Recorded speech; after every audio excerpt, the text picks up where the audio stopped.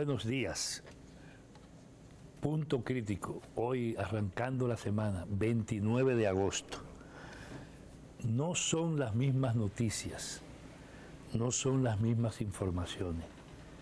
Es tal vez la misma situación de desgracias y expectativas combinadas de un país que ve rodar al presidente de la República, incluso prometiendo cada vez nuevas obras, prometiendo nuevos procesos de construcción, de inversión pública, cuando el país al mismo tiempo es sacudido por la doble expectativa de problemas que no se resuelven y además de las informaciones que dan cuenta de los viejos procesos de corrupción que arrastran a situaciones como las que estamos viendo y como las que se están desplegando desde las informaciones que dan cuenta de estos escándalos de corrupción. El propio expediente referido a Hacienda, en la que se vincula el propósito ya logrado o en desarrollo de situaciones de corrupción con las aspiraciones que se tenían dentro de planes que involucraban decenas de miles de millones de pesos, aturden nuevamente al país. Sin embargo, esto se da en la medida en que el activismo presidencial, con las visitas y las ruedas del presidente a diferentes puntos del país, marcaron un hito muy especial en el día de ayer en la zona de San Juan de la Maguana, donde al tiempo de producirse el gran abrazo entre el presidente de la República y Félix Bautista, se produjo el anuncio de la construcción de un aeropuerto llamado doméstico, pero de un aeropuerto en San Juan de la Maguana. Zona en la que los problemas viejos volvieron a manifestarse, específicamente el que tiene que ver con los intentos de instalar una minera en esa zona, en esa región del país, que afecta indiscutiblemente las aguas y particularmente el río Yaque del Sur.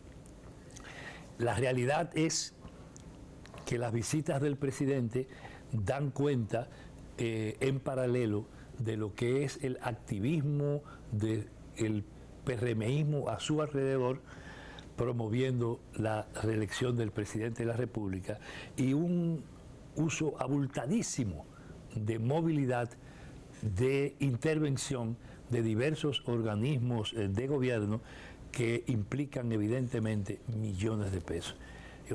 Me tocó ver un poco el despliegue presidencial desde el día anterior en San Juan de la Maguana, donde se dio cuenta efectivamente del uso de los recursos del Estado para no otra cosa que no sea la promoción y el adelanto de promoción de la reelección presidencial. Todos, absolutamente, todos los estamentos y organismos de gobierno presentes en San Juan de la Maguana, intentando convencer de entrada a la población de la necesidad de continuar al frente del gobierno cuando estamos justamente a la mitad del periodo. Yo imagino lo que va a ser el uso y el despliegue de los recursos públicos para intentar lavar la cara de cada espacio y de cada situación cuando se presenten las nuevas visitas y las nuevas inauguraciones de las que habrá de hacer gala el presidente de la República, como ocurrió ayer en la comunidad, en la provincia de San Juan de la Maguana. Saludos, Ivonne. Saludos, Fernando, ¿cómo tú estás? Aquí, viendo los acontecimientos en desarrollo. Te está refiriendo a la visita del presidente ayer a San Juan de la Maguana y hay una serie de cosas.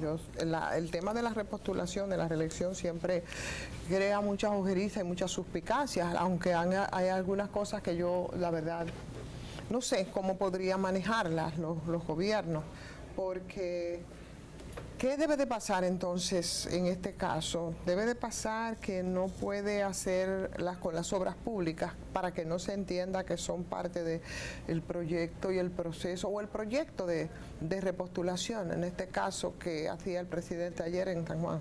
Estaba anunciando obras, puesta en escena de nuevo.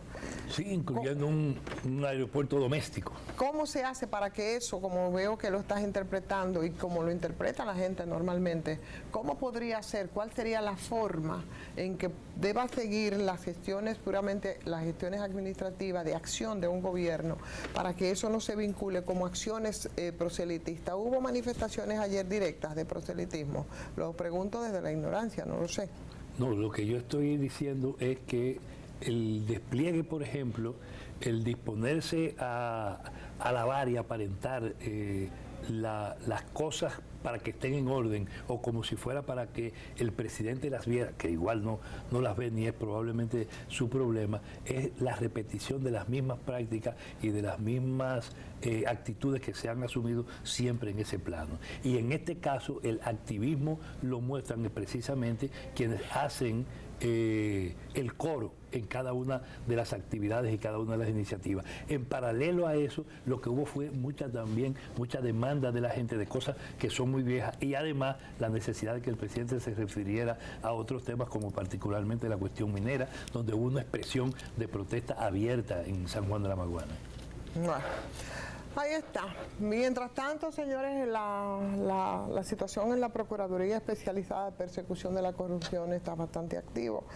La corrupción de la PETCA, con la investigación que se hace por el fraude de desfalco contra el Estado Dominicano. Ahora en una primera fase se habla de 17.000 millones de pesos durante la gestión del presidente Danilo Medina.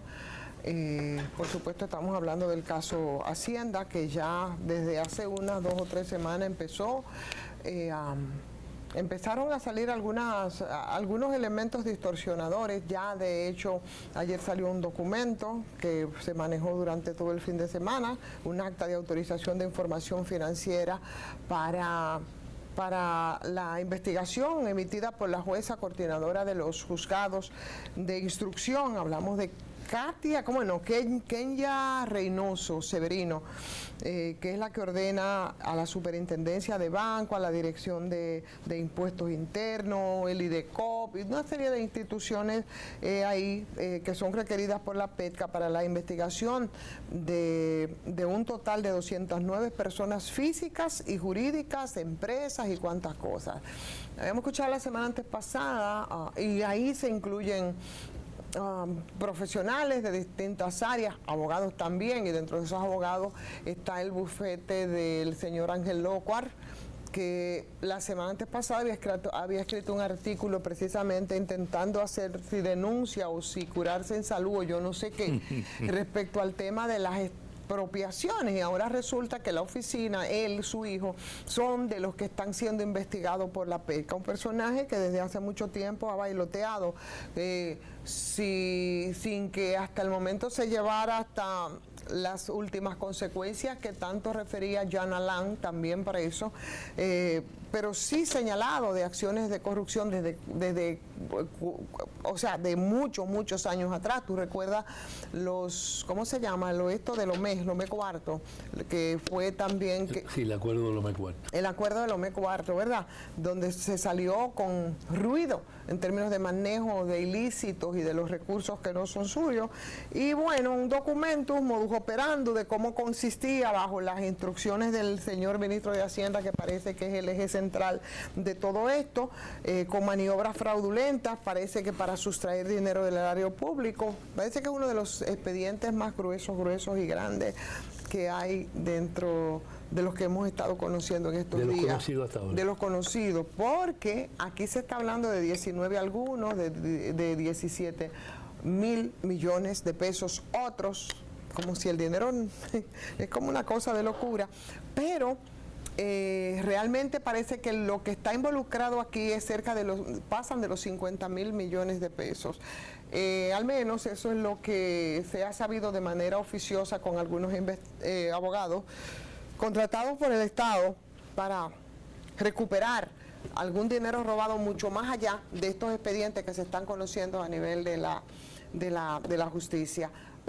Cuando tú te pones a ver detalladamente ese documento, que es un documento de 18 páginas, y lo que pasó entre de julio del 2020 hasta que se hizo la toma de posesión, en ese proceso que es el más peligroso, porque como que se desesperan y entonces se quieren llevar el país por un tubo. aceleramiento ahí. Se acelera. Siempre ha sido así. Yo recuerdo muchas historias de ese tipo en las lides reporteriles, ¿no? Que siempre hay esos apresuramientos, como me voy, como voy saliendo y déjame engullir todo lo que pueda engullirme. Entonces ahí en ese proceso se habla de cerca de 10.000 millones de pesos nada más entre julio y hasta la toma de posesión, una cosa impresionante. Estamos hablando de 2 meses. Claro. Entonces, la verdad es que, bueno, y cuando tú ves también, empiezas a ver algunas empresas, y si tú, el que tiene el tiempo para empezar a hacer algunos cruces con los otros moluscos, tú te vas a encontrar que sí, ciertamente era una red muy organizada, que se entrecruzaban entre empresas de carpeta, de lo que sabemos también es un recurso que se utilizaba. Entonces, supongo que otros aprendieron la lección y también intentarán utilizar ahora, o utilizarán ahora, quién sabe, porque ya tú no puedes creer en absolutamente nada. Si en este momento en el que se ve este expediente tan grande, hay otros que están exactamente haciendo los mismos cruces, ¿no? Pero hay empresas ahí que tú las encuentras en el pulpo, hay otras que las encuentras en Medusa, y hoy son empresas que también están ahí como parte de ese entramado de Hacienda. El caso es que la manipulación en esa dirección también, con las informaciones que han estado fluyendo, ¿no? Muy manipulada, por cierto, hay que verlo todo esto con ojeriza, con mucho cuidado, y se lo digo por la experiencia, por lo que pasó con Ángel Lockhart. Vaya, ahora resulta que el señor es de los investigados, en este caso aparece ahí en la lista de un grupo de abogados, de juristas, que también son parte de ese entramado. Entonces, tú dices, Dios mío, pero explíqueme qué es lo que estaba ocurriendo en este país, qué es lo que ocurre en este país, y si esto no sirve de escarmiento, y por lo menos para que se piense un poquito y puedan parar, ¿no? Este país es una cosa extraordinariamente rica. ¿Cuántos recursos es que fluyen? Yo quisiera dividirlo en 2 partes, a ver si la gente sencilla del pueblo que ve este programa y todo el mundo en sentido general, nos ponemos de cara a ver el tamaño del problema y la esencia del mismo. Sí, al margen de que si una persona está vinculada o no a un hecho delictivo de este tamaño. A mí cuando me hablan de 19, de 20.000 millones, siempre me viene a la cabeza aquel que todavía está en el aire de Fomper, que eran 19.000 millones de pesos. 18.000 de entrada, para comenzar. Sí, para comenzar. Estos son 19.000, es decir, no salimos del asombro. Pero este tiene una particular, sí, de estos 19.000, un poquito más de la mitad, se dice que fue solo en 2 meses. Si usted calcula en 2 meses y divide esos 10.000 entre lo que son, digamos... Pero eso no es lo que involucra el expediente completo, no, eso es una parte. Sí, lo que estoy diciendo, de eso que se anuncia, la mitad fueron en 2 meses. De eso que dice el Ministerio Público que ha investigado, porque no es nadie que se lo está inventando, es parte de las investigaciones del Ministerio Público. Exactamente, el detalle. Entonces, si usted divide eso y dice, ¿cuánto, si usted lo promedia, dice, cuántos se estaban robando por día? ¿Cuál es la velocidad de este elemento? Haciendo una descripción, digamos que aritmética de la división de estos 10.000. Si son los 19.000, sabiendo que hay más, ¿qué es lo que implica con la propiedad pública, con los recursos públicos? Una parte de esto, aquí hay pago de dinero del Estado a supuestos propietarios. Aquí hay devolución de dinero, qué tipo de manejo se ha hecho, de dónde está ese dinero y cómo llega a manos de gente que se supone eran o habían sido propietarios, por ejemplo, de terreno o de inmuebles. Sí, lo que está en juego en este país no es la depredación nada más de lo que tenemos ahora, es sacarle provecho a procesos anteriores que no habían sido concluidos en el Estado Dominicano y que implican la responsabilidad no solo de funcionarios del momento, sino situaciones que se dieron con funcionarios anteriores. O sea, lo que está poniendo esto al desnudo es que la podredumbre es que el desastre no es una cuestión nada más de ahora, pero además, es un problema de tipo estructural e institucional en un estado de estas características. Evidentemente que es así, eso lo sabemos perfectamente y lo confirma el hecho de que aquí, aunque el principal imputado es el exministro de Hacienda, el señor Donald Guerrero, pero están incluidos en el expediente otros exfuncionarios, como el exdirector de Bienes Nacionales, el señor César Rivas, o como es el de Catastro, Luis Miguel Picirilo Macabe, o Simón Lizardo, que fue ministro, que era el administrador del Banco de Reservas, el del Consejo Estatal del Azúcar, el señor Enrique Martínez Reyes, que era primero. Sí, exacto, era del CEA y después entonces también ocupó la administración del Banco de Reservas. ¿De presupuesto? Del banco, bueno, y sí, el exdirector de presupuesto, ese es Valdemiro Reyes, que era de presupuesto. Pero también estaba Daniel Omar Jesús Santana, que era excontralor. Oye, es una cosa increíble, o sea, cómo se involucran prácticamente todas las empresas del sector financiero. O sea, estaban todas... empresas y organismos del sector financiero. Entonces se presume que era una red organizada en esas instituciones que son las que tienen que preservar y dinamizar. Porque que un expediente de eso pasa por diversas manos y tiene que haber una componenda completa y en cadena. Yo me pregunto, ¿cómo era que todo eso ocurría mientras nosotros decíamos que teníamos una economía saneada? Y que teníamos un crecimiento exorbitante y que se exhibe hoy como ese equilibrio, esa estabilización en el tema económico y ese crecimiento, esa macroeconomía. Yo no entiendo porque somos el país más rico de la bolita del mundo o algo estaba pasando, ¿no? Hay un dato, mira, si todos los nombres que tú dijiste no son funcionarios ni electos ni que ganaron por concurso en ninguna posición. Todos son funcionarios nombrados directamente, nombrados. Aquí los ministros no se eligen.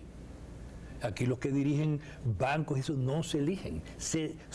Todas esas son funciones designadas. Hay que ver la relación incluso de cada uno de ellos o a estamentos y a núcleos muy especiales del Partido de la Liberación Dominicana, en este caso, y a los gobiernos y al gobierno de turno. Entonces, hay una responsabilidad de carácter ejecutivo, porque no es posible que absolutamente todo eso se dé porque se dio, y que esa articulación, una articulación que ya va tomando el rango del delito y de la urdimbre, ¿no?, de la planificación, se haya dado al margen de los poderes centrales y al margen del poder central. Al final de la jornada, esto vuelve a colocar no solo este expediente, sino las derivaciones del mismo, también a la puerta de la misma responsabilidad política en que se colocaron los expedientes anteriores.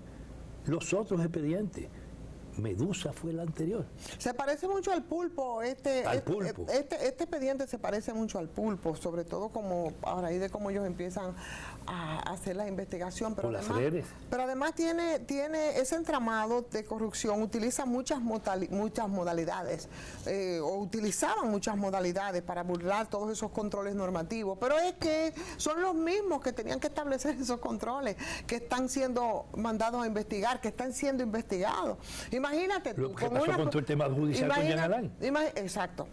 Si está preso el procurador, si tiene un expediente Cámara de Cuentas, si todo el sector financiero también está siendo investigado porque era una especie de trama y de modalidad para burlar todos los controles y obtener los recursos económicos que ellos querían, que ellos manejaban, que ellos erogaban, que ellos autorizaban. Señor, entonces esto era una cosa del caray, ¿no? Definitivamente, porque explícame. Entonces, ¿dónde estaba el Ministerio Público? Y tú dices, ¿dónde estaba? Cuando uno ha visto algunos casos, tú dices, pero ¿y dónde estaban compras y contrataciones? Que nunca se enteró de nada, es igual que el comité político, ni el partido, ni el presidente. No, nunca saben de nada. Que nunca supieron de nada. O sea, ¿dónde está Contraloría? ¿Dónde está Hacienda? Una se preguntaba, pero ahora cuando vemos este caso, ahora uno tiene la respuesta de dónde estaban. Ellos estaban en lo mismo. Evidentemente, presuntamente estaban en lo que mismo. Tiene que ver con las funciones centrales de las finanzas públicas, del seguimiento y del control. ¿Qué tú quieres? Que el tesoro, exacto, pero que están todos. ¿Qué hacían? ¿Por qué no responden? ¿Y a quién les rendían cuenta? ¿A quién le rendían No, pero cuenta? no solamente, que ¿a quién le rendían cuenta? No, ¿quién los fiscalizaba? ¿Quién debe de fiscalizar esto? Cámara de Cuentas. Cámara de Cuentas admite que, bueno, ellos estaban ahí, ellos como que intentaban hacer la cosa, pero ellos le daban unas órdenes diferentes y entonces ellos ¿Y hacían quién eso. se las daba? Y ellos hacían levántame, ajá, ¿cómo que quién se las daba? No, pero yo lo que yo estoy preguntando... Lo porque- mismo que están siendo investigando, pero estamos hablando de que no, aquí, oye, estamos hablando, y se está diciendo muy claro, se está hablando de nombres, apellidos, de instituciones, de personas. Entonces- Cuando a ti te hablan y te dicen Simón Lizardo, administrador del Banco de Reservas, te lo están diciendo claro. Entonces, de ahí para abajo, mi Entonces, querido, aquí todo no- eso aquí es... no, de ahí para abajo y de ahí para arriba, así es todo el sistema. Porque yo lo que pregunto es que eso está pasando. Ahora, el único que no sabía de eso era el presidente. No. Sí, Ni el comité político que tenía tanto poder, yo no sé. Ellos están tan sorprendidos como nosotros. Sí. el presidente no sabía nada. No, pero claro que no. O sea, eso funcionaba. Pero el presidente sabía tan poco que el presidente se dé el lujo de andar con el pechito parado por ahí hasta queriendo hablar duro. Danilo Medina está siendo también investigado.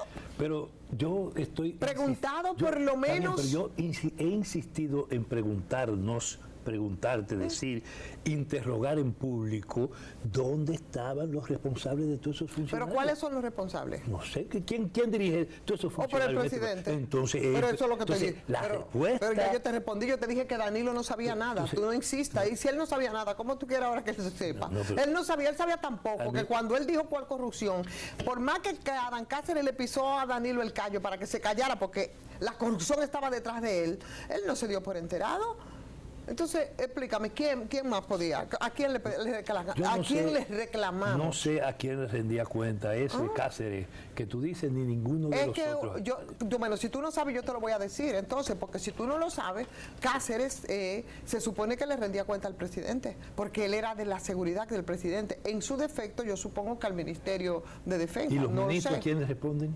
Al presidente, ¿a dónde tú quieres llegar? Entonces, no, donde yo quiero llegar, no dónde está la cosa. Es lo que hay que ¿Dónde está insistir la cosa, al verdad? ciudadano. Está en la responsabilidad principal del presidente Bueno, de la pero eso es lo que yo te República. estoy diciendo a ti hace rato. Eso es. Y lo que hay que insistir justamente a la gente es para que cuando veamos casos de este tipo, sabemos, no es que a dónde se dirige porque nadie tiene la intención, es porque es evidente que aquí hay una responsabilidad, aquí damos probablemente más vueltas de las necesarias. Y es verdad que hay que seguir todo el proceso No, legal, pero todo el claro, proceso porque judicial. no podemos salir ahora puede preso a Danilo, violen- deberían. no puede Por lo menos violentar- deberían de estar preguntando. no puede violentarse el debido proceso. Ahora bien, ¿cuándo es que le van a preguntar al dueño del negocio? Ah, bueno, eso es una buena pregunta. ¿Cuándo? Yo creo también, Porque pero lo otro probablemente se termina convirtiendo, son hechos reales y procesos obligados. No, pero pero la venga. gente al mismo tiempo, en el tiempo, con todo y la verdad, con todo y el proceso, ahora, ¿cuál y es el debido proceso, hasta se va está bien, mareando. pero ¿cuál es el estamento jurídico? O sea, jurídicamente, ¿cómo podemos hacer en este caso?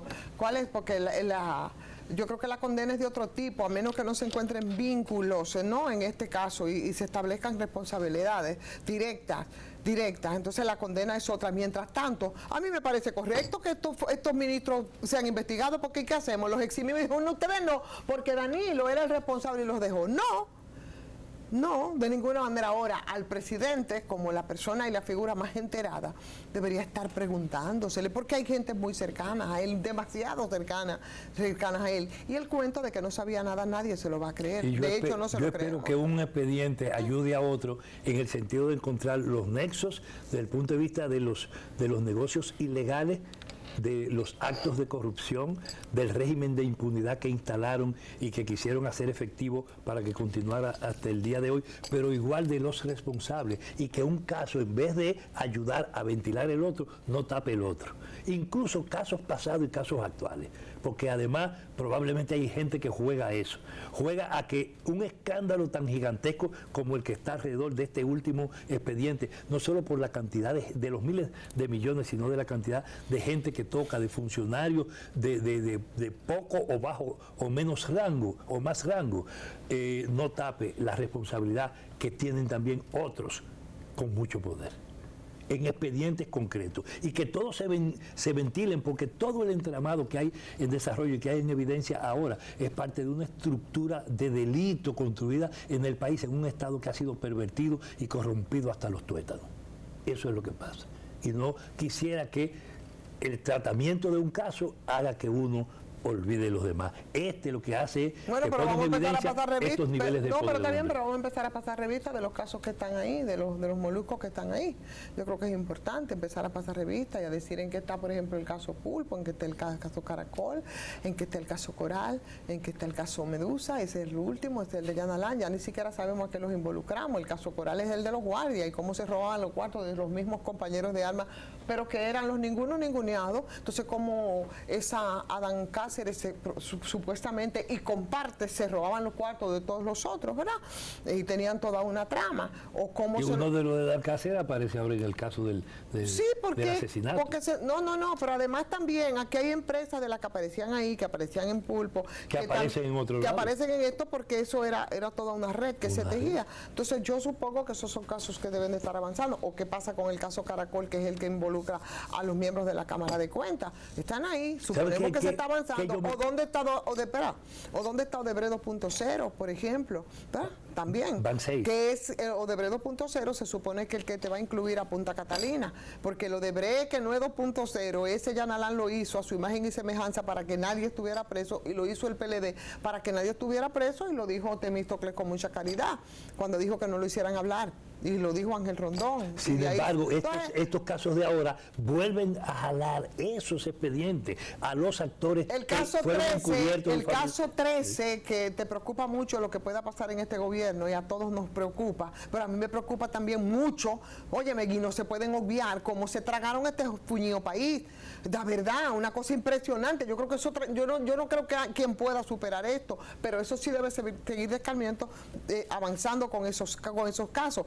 El caso 13, que es el de la lotería, que fue el de esta gestión, me parece que la semana pasada lo estaban conociendo. Mientras tanto, y en lo que se averigua, el que era incumbente está preso. Improbable en el pasado. Por eso yo tengo que decir, y hay que seguir un poco apoyando y pujando a este Ministerio Público, ¿no? Y por supuesto también a esta administración, porque hay muchas formas también de tú parar al incluso en el caso último, en el caso de ahora, es evidente que, por ejemplo, la manera, como tú lo decías ahorita, en que Locual manejó por adelantado el tema.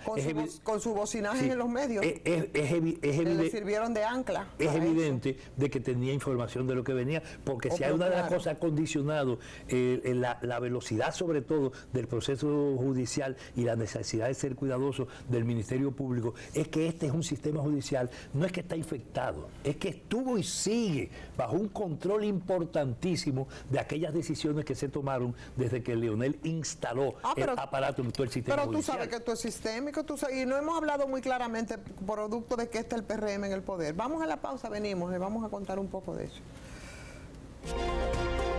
Ey, la verdad que, mira, no hay forma, yo lo confieso, yo estoy muy indignada, porque la verdad que aquí los golpeos vienen por todos lados, los golpeos a la gente, en lo que nosotros enderezamos, en lo que arreglamos, en lo que admitimos o en lo que seguimos fuñéndonos.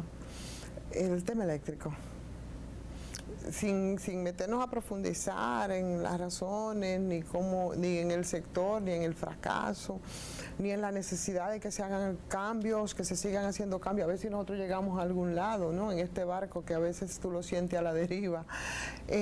Mientras arreglamos todo eso, señores, la gente la está pasando mal, porque el golpeo es sistemático y viene por todas las vías. La gente, que son los que pagan energía eléctrica, porque es un mito aquello de que no, porque los pobres no pagan y por eso tienen apagones. Eso no es verdad. Le metieron eso, lo interiorizaron y se lo han creído. Cuando la gente paga la luz aquí. Quienes pagan son los pobres, la mayoría. Y quienes más pagan son los pobres. Pero ven acá, pero claro, y roban energía de verdad, son los que más pueden. Son más del 90%, y esos son los que menos consumen y esos son los que más pagan, y los ladronazos de verdad son los menos.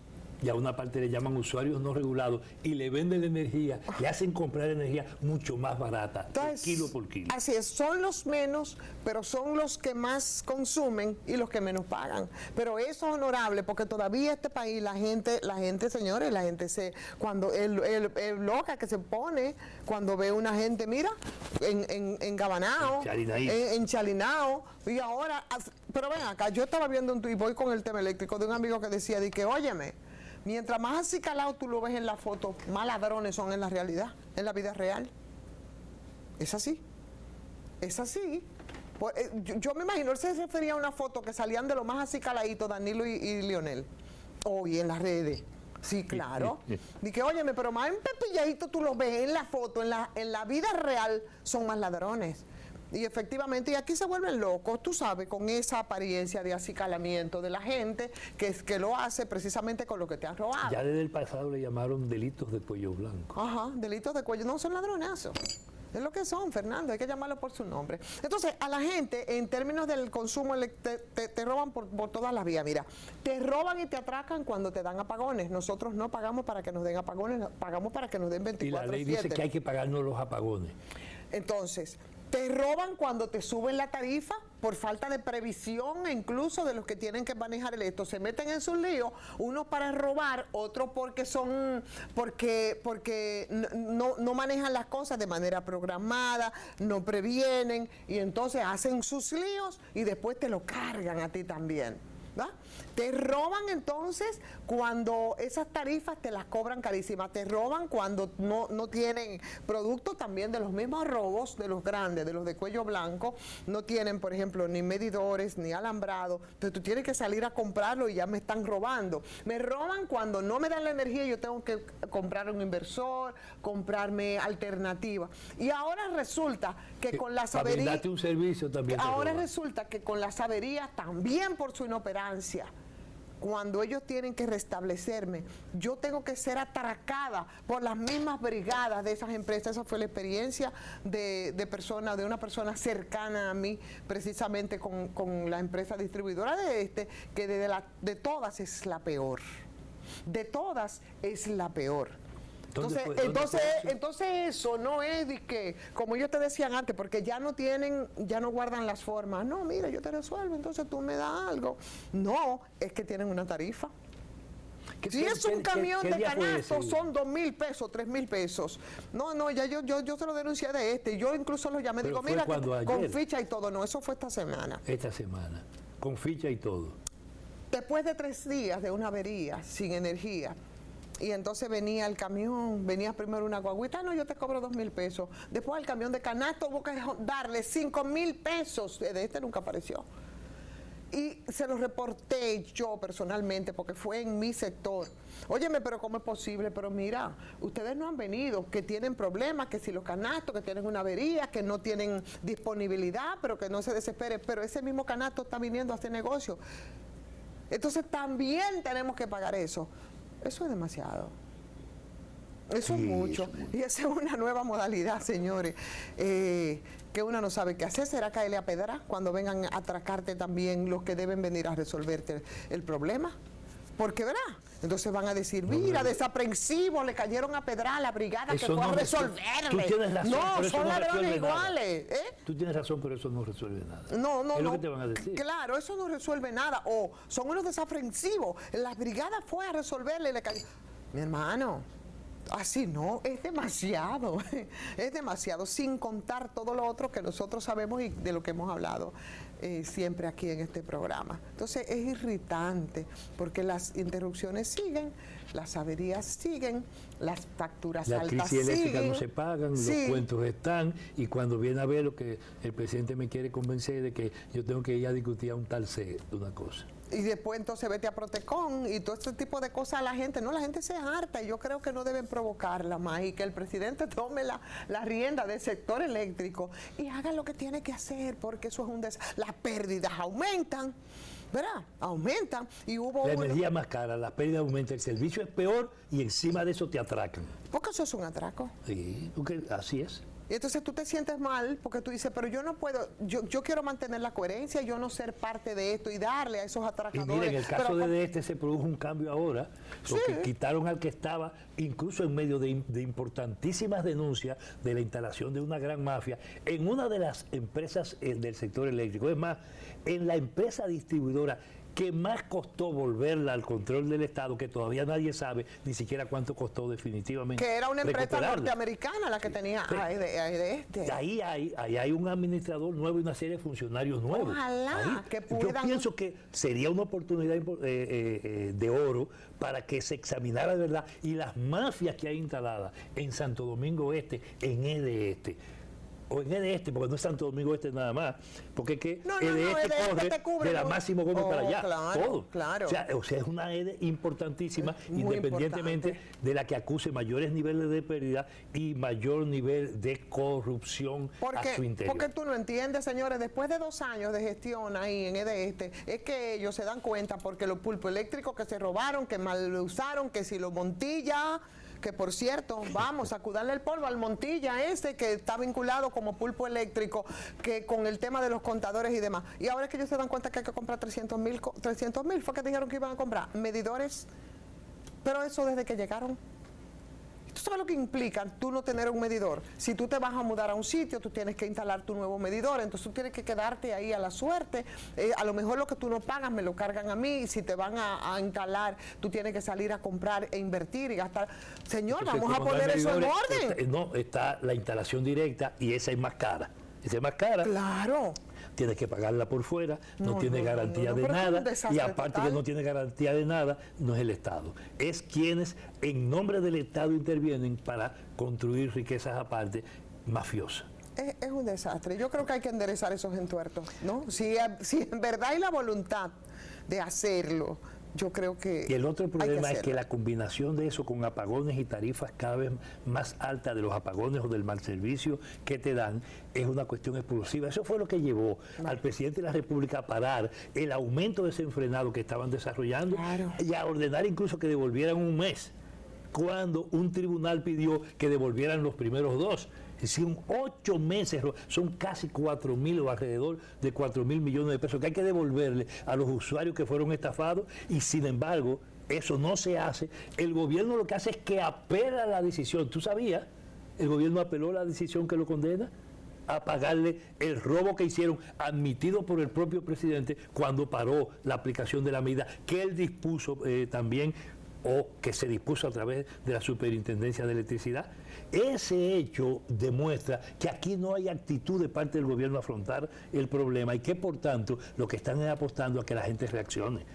Y yo digo, pero presidente, no es que usted tiene que intervenir nada más, eso está en conflicto incluso con su propio proyecto de continuar al frente del Estado.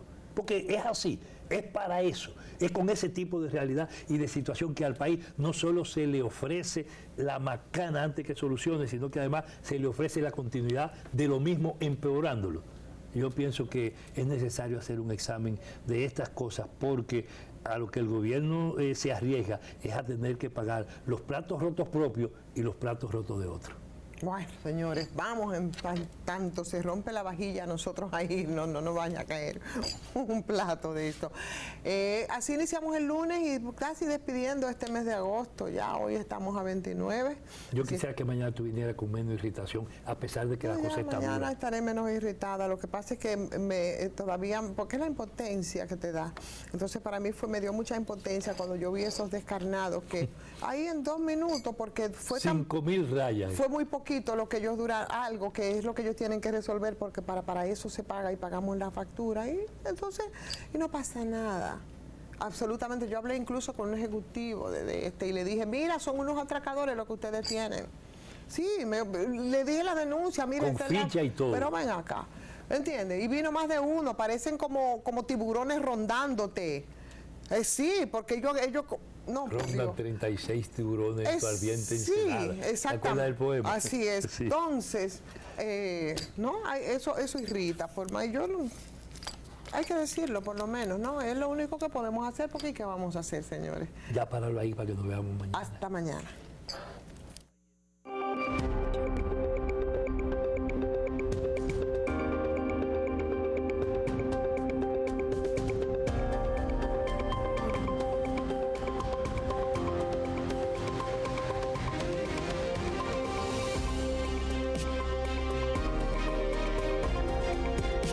Kermax, el centro de servicio automotriz más grande, moderno y completo.